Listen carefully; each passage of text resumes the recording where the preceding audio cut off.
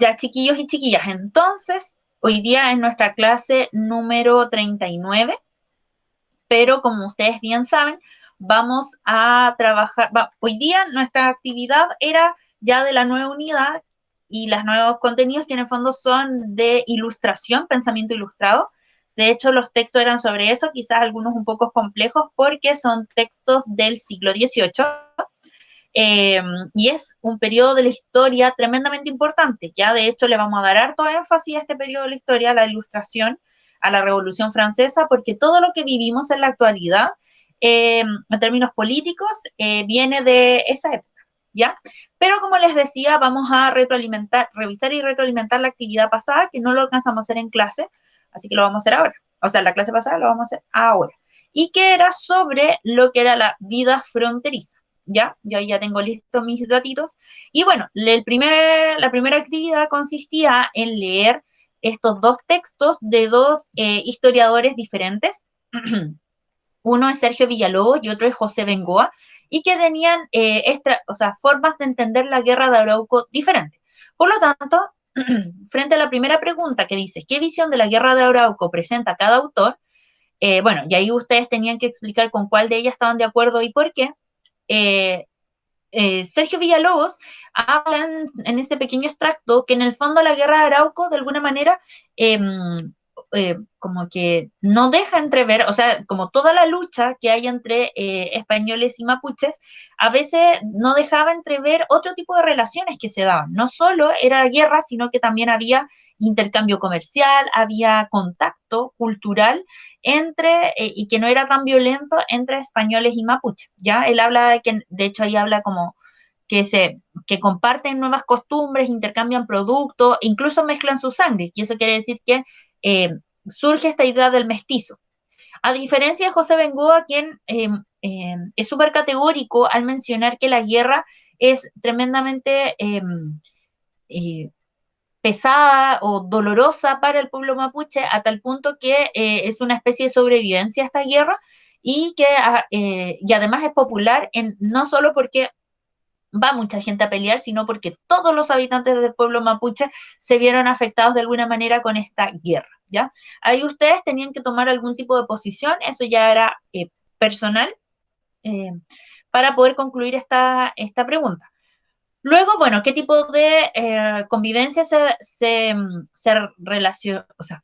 estableció entre españoles y mapuches?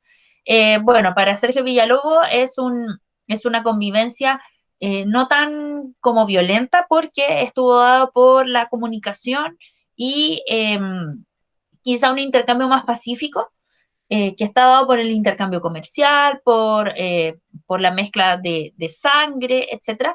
Mientras que para José Bengoa o sea, no sé si podríamos hablar de convivencia. De hecho, para José Bengoa ni siquiera hay convivencia porque hay guerra totalmente.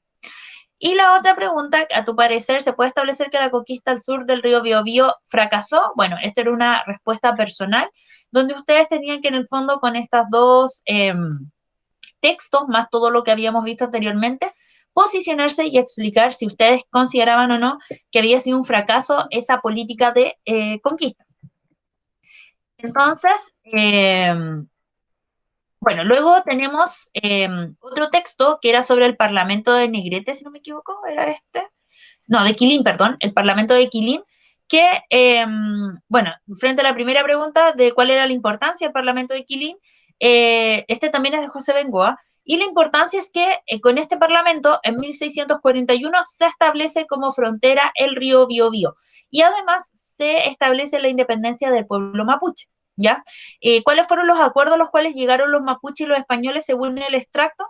Los españoles se comprometieron a despoblar Angol, y, eh, y además, como bien aparece ahí en el texto, los mapuches también se comprometieron a no sobrepasar la frontera, ya no vulnerarla, a no traspasarla, y, eh, y también a dejar de alguna manera, permitir que las misiones, es decir, los religiosos, pudiesen acercarse a su territorio para hablar en el fondo sobre el catolicismo, y ellos devolvían a los prisioneros, ¿ya?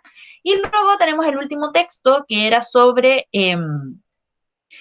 este era el Parlamento, no, Este era sobre los parlamentos en general, como cuál era o por qué se instauran los parlamentos, y según el documento, estos parlamentos se establecen para generar un equilibrio de alguna manera entre dos naciones independientes, los mapuches y los españoles, ¿ya? Y por lo tanto son instancias de diálogo, de conversación, a pesar de que ahí dice que no hay que idealizarlos, pero sí eran un espacio donde podían compartir, ¿ya? Y lo más importante es que se reconocían mutuamente. Es decir, los españoles reconocían que los mapuches eran independientes, que eran una nación soberana. Y bueno, ¿por qué los parlamentos producirá una suerte de reconocimiento del pueblo-nación mapuche? Esta pregunta iba orientada a por qué, que era esta primera parte, que por qué los parlamentos iban a constituir como una señal de independencia por parte de los mapuches, y es porque, bueno, ya bien sabemos que el parlamento de Negrete, no, perdón, de Quilín, es el que le otorga soberanía a los mapuches, o sea, fue real que los españoles reconocieron que que los mapuches eran una nación independiente, y además, como yo ya les decía anteriormente, los parlamentos permiten que los mapuches puedan hablar de como a la misma como altura, por así decirlo, que sus invasores, ¿ya? Entonces, de alguna manera no hubo, a diferencia de otros pueblos que fueron, por ejemplo, los atacameños, los diaguitas, que no hubo posibilidad de diálogo, simplemente los conquistaron y ya está, no hubo más allá. En cambio, los mapuches pudieron negociar y eso los pone en un plano como parecido horizontal con los españoles. ¿Tienen alguna duda con esta actividad, chiquillos? No, mis. ¿No? ¿Nadie tiene No. dudas? Ya. Entonces, bueno, luego teníamos hoy día, por lo tanto, la actividad de la ilustración, el pensamiento ilustrado. Este, esta corriente es súper importante, que esto es más bien introductorio. El lunes vamos a ver con mucho detalle de qué se trata este periodo y les voy a explicar las bases. Esta actividad venía acompañada con una guía, la cual era súper importante también que leyeran. Eh, y eh, bueno, el primer texto hablaba sobre, de alguna manera, el quiebre que se da entre la Edad Media y la Edad Moderna, ¿ya? O sea, perdón, ay, me equivoqué, no entre la Edad Media y la Edad Moderna, es entre es entre la Edad Moderna y la Edad Contemporánea. Me podrán creer que me equivoqué ahí. Bueno, queda grabado para la posteridad. No es entre la Edad Media y la Edad Moderna, es entre la ilustración viene a generar el quiebre entre lo que es la Edad Moderna y la época contemporánea, que es lo que estamos viviendo hoy en día. Y de alguna manera lo que propone, bueno, este corriente de la ilustración no se hubiese podido dar sin todo lo que pasó anteriormente con el Renacimiento, con el humanismo, con la revolución científica. Entonces, todo eso, si no se hubiese generado durante la Edad Moderna, es imposible haber encontrado como eh, estas ideas, estas nuevas ideas llamadas ilustración. La ilustración es un movimiento intelectual que propone que la forma de conocer la realidad es a través de la razón, ¿ya? Y que necesitamos, se llama, bueno, y se habla también como el siglo de las luces, porque de alguna manera es que la razón te viene a iluminar como la realidad y una realidad que podemos transformar, ¿ya? Entonces, y además, bueno, retoma toda esta tradición moderna que es de tener mucha confianza en el ser humano, y además propone que son, bueno, que es el ser humano el encargado de gobernarse a sí mismo y gobernar como el tipo de gobierno que quiere llevar adelante. La ilustración lo que hace es quebrar total y absolutamente con toda la tradición cristiana que hasta ese momento se había visto fortalecido, porque ustedes se deben recordar que los estados modernos se caracterizan por ser monarquías que controlaban o que tenían el poder del terrenal, es decir, el poder de los ciudadanos, pero además también tenían el poder de la iglesia, el poder o sea, Dios era quien les daba el poder como reyes, ¿ya? Por lo tanto, había una alianza muy cercana entre las monarquías y la Iglesia Católica. El Estado moderno es eso, ¿ya? Entonces, la ilustración lo que viene a hacer es decir como, oye, como ¿Es tan así? ¿Debemos creer tanto en Dios o en realidad solo basta con confiar en nuestra razón, en nuestra mente? Porque los renacentistas ya lo estaban comentando, pero no fue tan, no fue tan, no tuvo tanto impacto como va a tener en este periodo. ¿Y por qué va a tener tanto impacto? Porque va a modificar la política en todo el mundo. Ya es una revolución realmente potente. Entonces, el quiebre que se da entre la edad moderna y la edad contemporánea es que se hacen esta pregunta de, ¿es realmente importante qué artículos del catecismo se consideran verdaderos? Está cuestionando la Biblia como libro,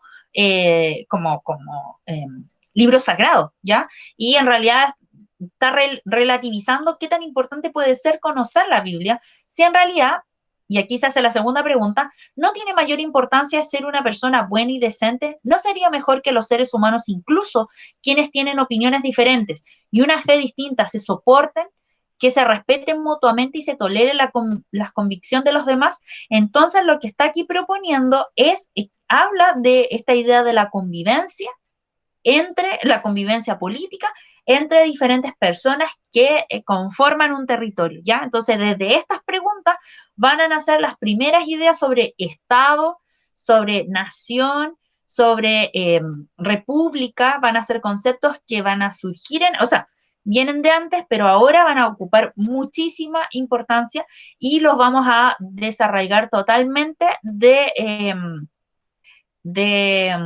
lo vamos a despojar de alguna manera de toda la tradición católica, ¿ya? En esta época nos vamos a dejar de lado y por lo tanto va a ser la razón la que nos va a llevar como nos va a llevar a pensar mucho más allá, ya no es Dios, no son las escrituras, sino que es netamente nuestra razón y nuestra capacidad intelectual. Por razón estamos pensando en el cerebro como órgano biológico que de acuerdo a que frente a ciertos desafíos va a ir sacando conclusiones, que es lo que nosotros permanentemente hacemos en la escuela, ¿ya? Que es el desarrollo del uso de la razón, emitir juicios, evaluaciones, síntesis, etcétera, ¿ya? Bueno, vamos a dejar hasta acá la revisión porque prefiero que lo que quede yo lo voy a retomar el martes y lo voy a incorporar a la clase y ahí voy a hacer la retroalimentación, ¿ya? Ya lo he hecho con otros cursos y resulta bastante bueno porque así como que se forma o tiene mucho sentido dentro de la clase. Recuerden que este formulario me lo pueden enviar hasta el lunes. Recuerden responder todas las preguntas. Y eso, no sé si tienen alguna pregunta o algo que decir. Ninguna, Miss. Ya Ignacio dice que ninguna y los demás. Ya, perfecto. Entonces, ya que me están respondiendo.